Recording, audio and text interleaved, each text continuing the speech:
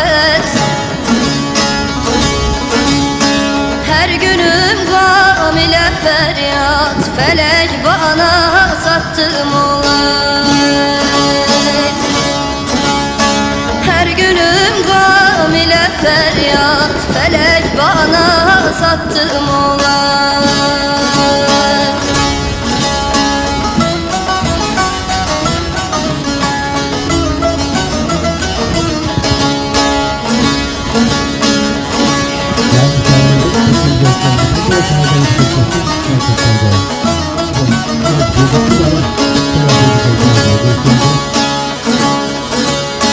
Yürekteki bu sancıyı ben çekerim, bu acıyı.